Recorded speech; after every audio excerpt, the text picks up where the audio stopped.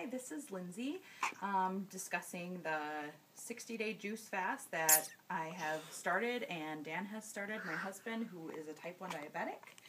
I was just going to give you some stats on our weigh-ins and things. So we actually started the fast last Tuesday, so today is Sunday. So the first 5 days we did eat fruits and vegetables as well as juicing.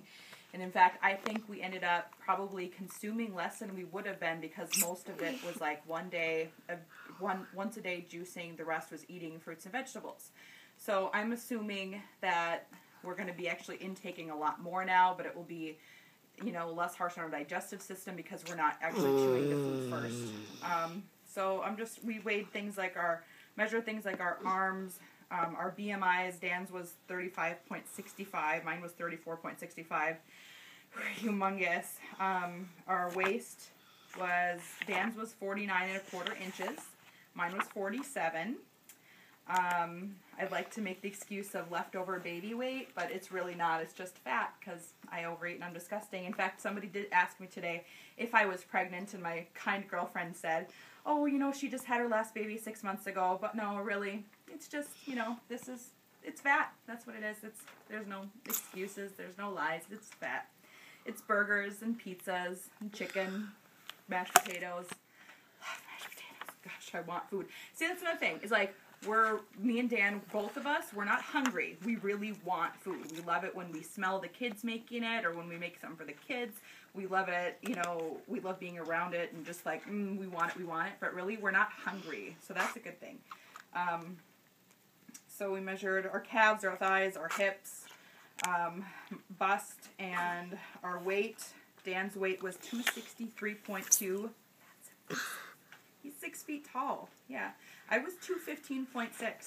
And I'd like to say this is the most I've ever weighed. I actually did weigh this or a little bit more after I had my second baby 10 years ago, and I lost 80 pounds, and I felt great. I floated at 140 for a while, a few years, and that was very comfortable for me, and I'd love to get down there. I don't expect to get down to 140 again. I expect to hopefully get to around the 160 because I know I can maintain that at a healthier pace, whereas when I was doing the 140 to 150, it was a struggle to maintain that with diet and exercise. I don't think I'm built to be that small. I have large bones. So another thing I wanted to say is Dan's sugars. He's type 1 diabetic, and his sugars have really been dropping in the lower areas, especially the first few days. So what I've done is I have decreased his basal almost completely. He's almost running on no basal, and in fact, at times we're even taking him off the pump. And as far as the bolus, I've also decreased that a lot. I'd say probably it's down to a quarter of what it was, and he wasn't on a lot of insulin to begin with. So really, he's not taking a lot of insulin right now. So that's pretty awesome. And as of today, I think your highest was 142, 242, right? Around there. Highest 242. You're talking a diabetic who's constantly, on a daily basis, pretty much in the 300s or higher.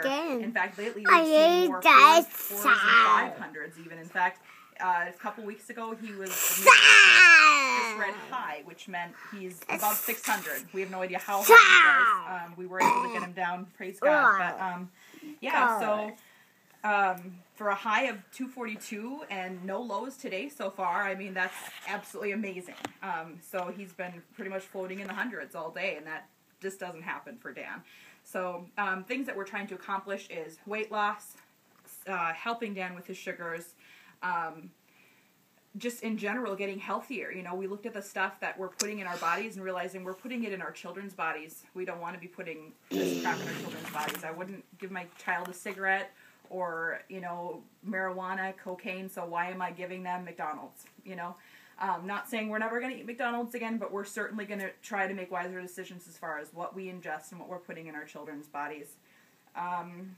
For lows, when Dan's having his lows, I've been making some apple juice at night so that if he does wake up, he can drink the apple juice and that's ready. I don't like to leave it for more than a few days at a time in the fridge.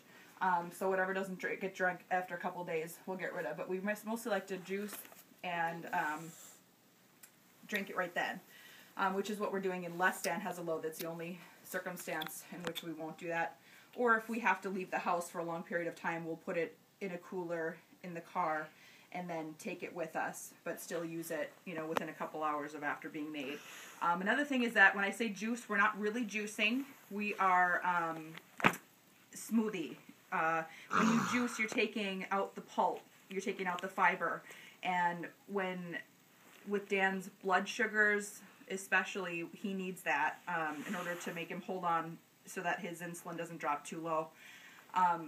Also, avocado. I did realize that if we put half or whole avocado in our juices, smoothies, or whatever, that the fat is helping him hold on to the carbs. So anybody with type 1 who wants to try this, did you want Mama?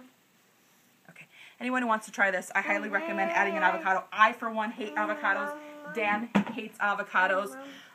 So if you feel like you want to do this and you're type 1 and you hate avocados, it's another thing to think about. Because it really does, add a lot of taste and thickness to your smoothie. Of course, you can combat that with more water to make it a little bit more. It might be a little bit hard to hear me, but, we do what we gotta do. Okay.